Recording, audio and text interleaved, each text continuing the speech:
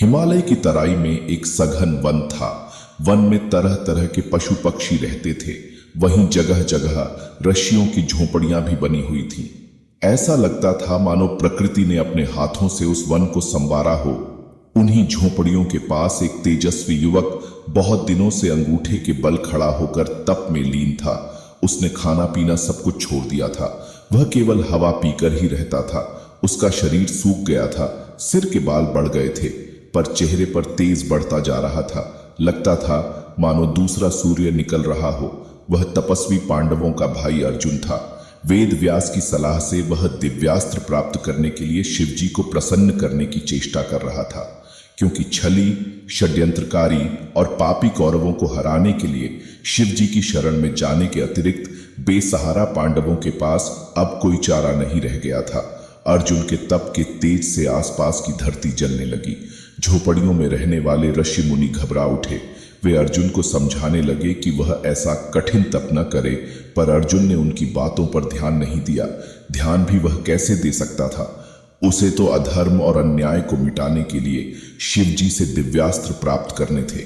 अत वह तप में लगा रहा। अर्जुन ने जब ऋषियों की बात पर ध्यान नहीं दिया तो अर्षिगण सामूहिक रूप से शिवजी से प्रार्थना करने लगे, प्रभो, अर्जुन के तप से धरती जल रही है। अगर आप उसे रोकेंगे नहीं तो इस वन में हम लोगों का रहना कठिन हो जाएगा। उसी समय आकाशवाणी हुई, ऋषियों, घबराओ नहीं। अर्जुन पूर्व जन्म का देवता है। उसके तप से तुम्हारा अनिष्ट नहीं होगा। वह मुझसे दिव्यास्त्र लेना चाहता है।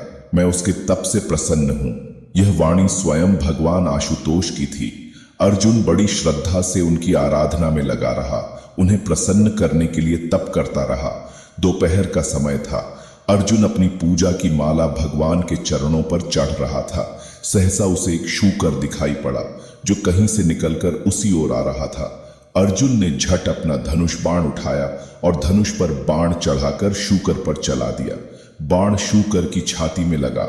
वह धरती पर गिरकर कुछ देर तक तड़प कर सदा के लिए सो गया।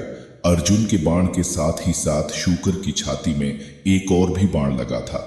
वह बाण एक किरात का था जो दूर से शूकर का पीछा करता हुआ आ रहा था। शूकर जब धरती पर गिरा तब अर्जुन और किरात दोनों शूकर के पास जा पहुंचे। अर्जुन ने कहा, शूकर की मृत्यु उसके बाण से हुई है, पर किरात ने उसकी बात का विरोध किया। उसने कहा, नहीं, शूकर की मृत्यु अर्जुन के बाण से नहीं, उसके बाण से हुई है। शूकर की मृत्यु को लेकर अर्जुन और किरात में विवाद होने लगा। दोनों ही एक दूसरे की वीरता को ललकारने लगे। बातों ही बातों में अर्जुन का क्रोध भड़क उठा। वह किरात पर बाण चलाने लगा। अर्जुन ने किरात पर कई बाण चलाए, पर उसके सभी बाण किरात के शरीर से फल की तरह लग लग कर नीचे गिर पड़े। वह विस्मित हो उठा, पर साथ ही और भी अधिक क्रुद्ध हो उठा। वह किरात को युद्ध के लिए ललकार कर उस पर बाणों की वर्षा करने लगा। फलत किरात भी युद्ध के लिए तैयार हो गया। किरात और अर्जुन दोनों में युद्ध होने लगा। अर्जुन के पास युद्ध की जितनी कलाएं थीं, जितने अस्त्र शस्त्र थे, सबका उसने उपयोग किया, पर किरात का बाल तक बांका नहीं हुआ। यह पहला अवसर था जब अर्जुन के बाण विफल हुए थे। वह आश्चर्य में डूबकर सोचने लगा, यह किरात कौन है? मेरे बाण क्यों विफल हो गए?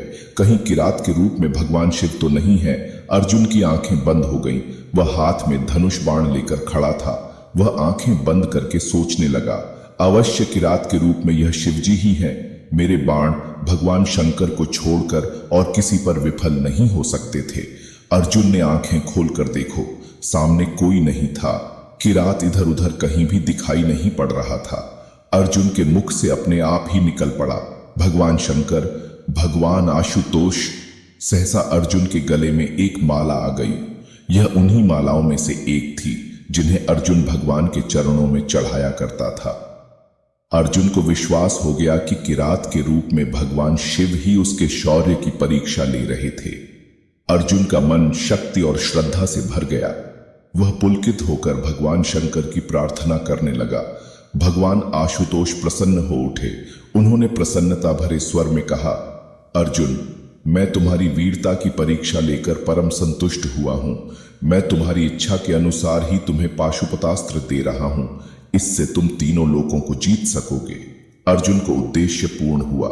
महाभारत के पन्नों से प्रकट है कि अर्जुन ने भगवान शंकर के दिए हुए अस्त्रों से ही महाभारत के युद्ध में विजय प्राप्त की थी। सृष्टि के इतिहास में शौर्य की नैवेद्य से शिवजी को संतुष्ट करने वाला अकेला अर्जुन ही है। अतः उसकी वीरता की कहानी प्रलय की छाती पर भी लिखी रहेगी।